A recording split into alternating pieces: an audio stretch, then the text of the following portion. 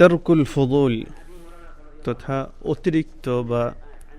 অতিরিক্ত কৌতূহল ত্যাগ করা বা নিরর্থক কাজ ত্যাগ করা। আল্লাহ রাসূল সাল্লাল্লাহু আলাইহি ওয়াসাল্লাম থেকে বর্ণিত, আবু হুরায়রা রাদিয়াল্লাহু তাআলা আনহু ইরশাদ করেছেন, قال رسول الله صلى الله عليه وسلم من حسن إسلام المرء تركه ما لا يعنيه। অর্থাৎ মানুষের ইসলামের সৌন্দর্য বা উত্তম মুসলিম হওয়ার একটি চিহ্ন হলো অনর্থক কথা ও কাজ বর্জন করা।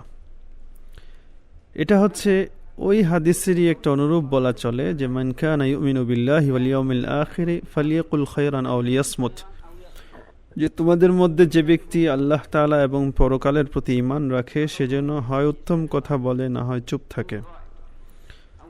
আর এটাকে উত্তম ইসলাম তথা উত্তম মুসলিম হওয়ার চিহ্ন বলেছেন। এর মধ্যে কিছু ফাওয়ায়েদ বা কার্যকারণ রয়েছে।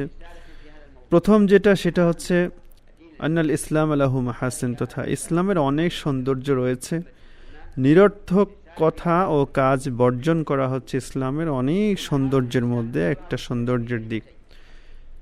আব্দুর রহমান আস-সাঈদী রাহিমাহুল্লাহ, উনি মামলাকার একজন বড় আলেম ছিলেন। তিনি একটা পূর্ণাঙ্গ রিসালাই লিখেছেন যে মাহাসিনুদ্দিন আল ইসলামী তথা দিন ইসলামের সৌন্দর্য নামে। ঠিক তেমনিভাবে ইয়াহইয়া ইবনে আব্দুল আজিজ ইবনে মুহাম্মদ ইবনে সালমান, উনি এই ব্যাপারে একটা রিসালা লিখেছেন। ইসলামের সৌন্দর্যগুলো দুইটা কালেমার মধ্যে ফুটে ওঠে, সেটা হচ্ছে ইন্নাল্লাহা ইয়া'মুরু বিল আদলি ওয়াল ইহসান, আল্লাহ তাআলা আদল এবং ইহসানের নির্দেশ দিয়েছেন। অর্থাৎ ব্যক্তি যা পরিত্যাগ করার, যা তার কাছে গুরুত্বপূর্ণ নয়, যা তার কোনো কিছুর সাথে সংশ্লিষ্টতা নেই, এমন বিষয়কে সে পরিত্যাগ করবে। এটা হচ্ছে একজন ব্যক্তির ইসলামের সৌন্দর্য। এই হাদিসের আরও একটা উপকারিতা হচ্ছে যে ব্যক্তি তার নিরর্থক বিষয় নিয়ে ঘাটাঘাটি করে, অযথা কৌতূহল জন্মায় তার মধ্যে, তার ইসলাম উত্তম ইসলাম নয়। আর এটা অনেক মানুষের মধ্যে আছে যে সে নিরর্থক বিষয়ের পিছনে ঘাটাঘাটি করে, অথচ একজন ব্যক্তির জীবনে প্রয়োজনীয় অনেক বিষয় আছে যেটা নিয়ে সে ঘাটাঘাটি বা সেটা নিয়ে সে যদি পড়ে থাকে তাহলে তার দুনিয়া আখিরাত উভয় জাহানের কল্যাণ হবে।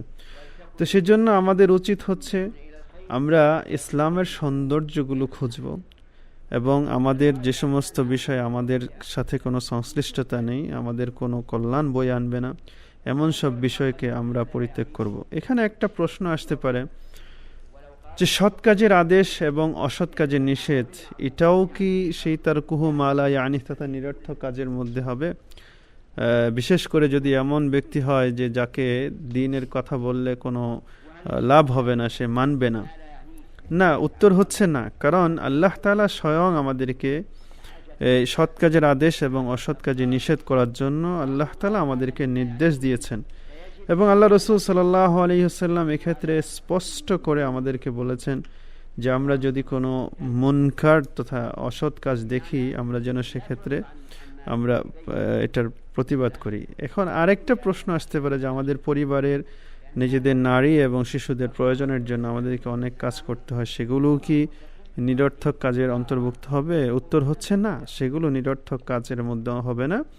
কারণ হচ্ছে পরিবার এবং সন্তান এটা হচ্ছে আমাদের অংশ। আল্লাহ তাআলা এদেরকে আনন্দ দেওয়ার, এদের অন্তরে আনন্দ দেওয়ার জন্য আমাদেরকে যেমন নির্দেশ দিয়েছেন, ঠিক তেমনিভাবে এরা যাতে জাহান্নামের আগুন থেকে বাঁচে আমাদেরকে সেই নির্দেশই দিয়েছেন। আল্লাহ তাআলা বলেছেন, ইয়া আইয়ুহাল্লাযীনা আমানু কু আনফুসাকুম ওয়া আহলিকুম নারা, তোমরা নিজে জাহান্নামের আগুন থেকে বাঁচো, তোমাদের পরিবার পরিজনকে জাহান্নামের আগুন থেকে বাঁচাও। তো আল্লাহ তাআলা আমাদেরকে নিরর্থক কাজ থেকে বেঁচে থাকার তৌফিক দান করুন, আমিন।